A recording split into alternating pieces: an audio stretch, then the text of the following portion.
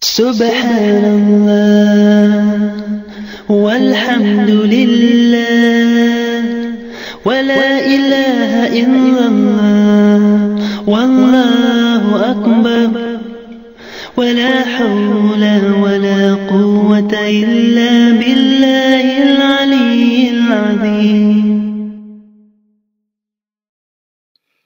Bismillahirrahmanirrahim. Assalamu alaikum wa rahmatullahi wa barakatuh. Mes bien chers frères et mes bien chères sœurs.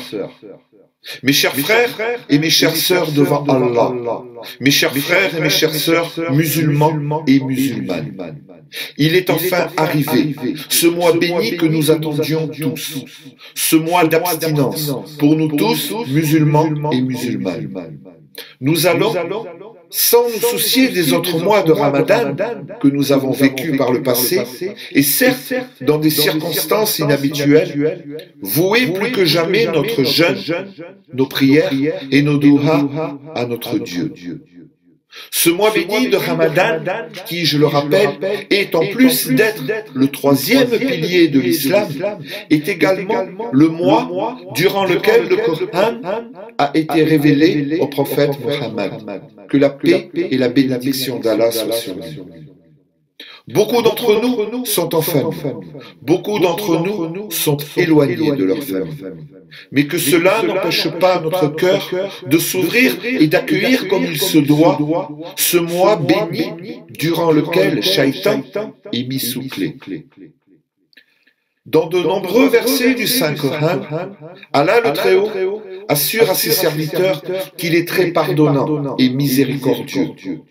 Il s'y trouve un beau message pour celui qui, en raison de ses péchés, craint la punition divine, espérant profiter de la miséricorde d'Allah et de son pardon. Ce sont des versets qui nous enseignent à nous, musulmanes et musulmans, que le désespoir est un péché. Ces mêmes versets nous guident dans la direction de celui qui nous protège de nos faiblesses, qui nous protège contre nous-mêmes et qui tient à l'écart des échecs de la vie. Car souvent, mes chers frères et mes chères sœurs, le désespoir engendre les péchés et l'échec. Celui qui jouit de la miséricorde de Dieu en est quant à lui à l'abri. Ces versets du Coran nous aident à suivre la voie des préceptes de Dieu, qui nous fait profiter de son amour. Ces versets sont une voie balisée pour nous tous, musulmans et musulmanes. Un message de vie pour ceux qui ont connu la mort spirituelle. Un message de liberté pour ceux que Shaitan a asservis. Notre Dieu est plein d'amour à notre égard, ne l'oublions pas. Certes, dans la foulée des faiblesses humaines, il nous arrive de commettre des péchés, mais nous ne sommes pas pour autant des égarés. Seuls ces derniers désespèrent de la miséricorde divine, car ils n'ont aucune foi en notre Dieu, aucune foi en Allah. Durant ce mois de Ramadan, Shaitan étant mis sous clé, nous nous voyons tels que nous sommes, ne pouvant plus transférer nos fautes sur une tierce personne. À la lumière de ce que dit le Coran et les hadiths sur ce sujet, il est évident que tout le monde peut se réformer et profiter davantage de la grâce divine, à condition que l'on apporte des changements positifs en soi et dans sa conduite. Hadrat Salman rapporte que le prophète Mohammed, que la paix et la bénédiction d'Allah soient sur lui, s'est adressé à nous le dernier jour du mois de Sha'aban en disant « Ô mon peuple, vous allez vivre un mois béni. Au cours de ce mois se trouve une nuit qui vaut plus que 1000 mois. Le jeûne est obligatoire durant ce mois. Et prier durant les nuits de ce mois est un acte surérogatoire. Les 10 premiers jours de ce mois de Ramadan sont ceux de la miséricorde divine. Les 10 jours du milieu, ceux du pardon. Et les 10 derniers jours, ceux de la protection contre le feu de l'enfer.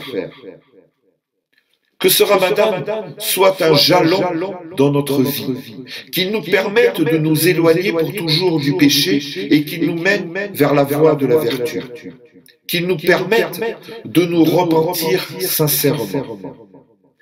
Et n'oublions pas, mes bien chers frères et mes bien chères sœurs, de mentionner dans nos douas et d'avoir une pensée dans celle-ci pour tous les musulmans morts comme des martyrs lors de cette épidémie. Toute puissance appartient à Dieu.